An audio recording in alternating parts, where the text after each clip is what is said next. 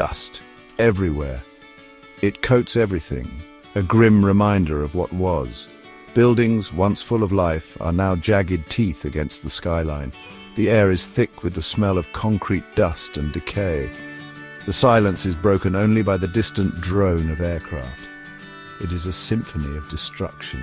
Gaza, a place once vibrant, now a ghost of its former self. The streets, once bustling with vendors and children playing, are eerily deserted. Those who remain scurry from one shattered building to the next, their faces etched with fear and uncertainty. The weight of the world rests on their shoulders, a burden too heavy to bear. The sun sets, casting an orange glow over the ruins. It's a beautiful sunset, a cruel reminder of the beauty that war cannot erase. But the beauty is lost on the people of Gaza. For them, the setting sun only brings the fear of darkness, of another night spent huddled in fear, waiting for the next bomb to fall. There is no escape from the memories, from the horrors they have witnessed. The screams of the wounded, the cries of mothers who have lost their children, the hollow eyes of those who have seen too much. These are the scars that war leaves behind, invisible wounds that run deeper than any bomb could ever reach. Children, their eyes wide with terror, cling to their mothers' skirts. They're too young to understand the politics, the reasons behind the violence that has shattered their world. All they know is fear. Their laughter, once the soundtrack to Gaza's streets, is now replaced by a silence that speaks volumes. Their playgrounds are now piles of rubble, their schools reduced to dust. Education, once a beacon of hope, is now a distant dream. They are robbed of their childhood, their innocence stolen by a conflict they never chose. The lucky ones bear only emotional scars, others bear the physical marks of war. Limbs lost, futures uncertain. They are the walking wounded, a testament to the brutality of conflict. Their small bodies carry the weight of a war they never wanted. These children are the future of Gaza, but what future awaits them in a place where hope seems to have vanished? Will they grow up hating, perpetuating the cycle of violence, or will they find a way to forgive, to rebuild, to create a better tomorrow from the ashes of today?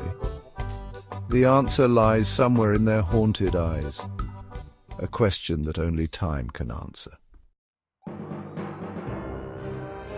Hospitals, once sanctuaries of healing, are now overwhelmed.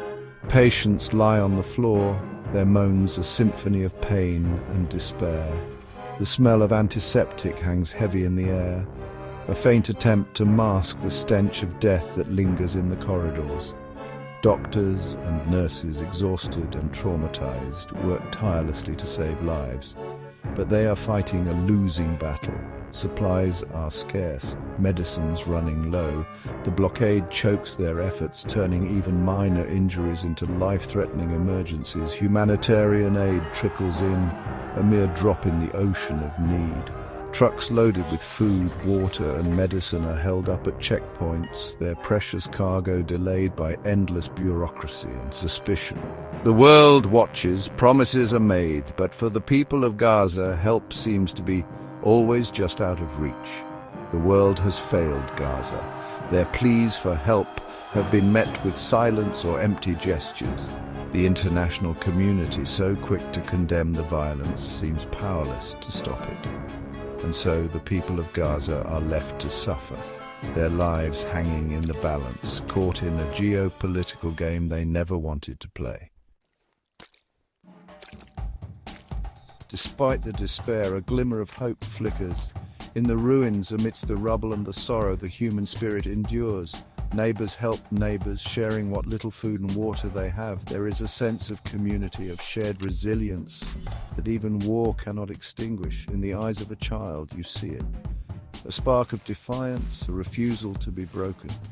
In the determination of a doctor working tirelessly to save lives, you see it. A belief that even in the darkest of times, there is always hope. The road ahead is long and arduous. Rebuilding Gaza will require more than just bricks and mortar. It will require healing the wounds of war, both physical and emotional.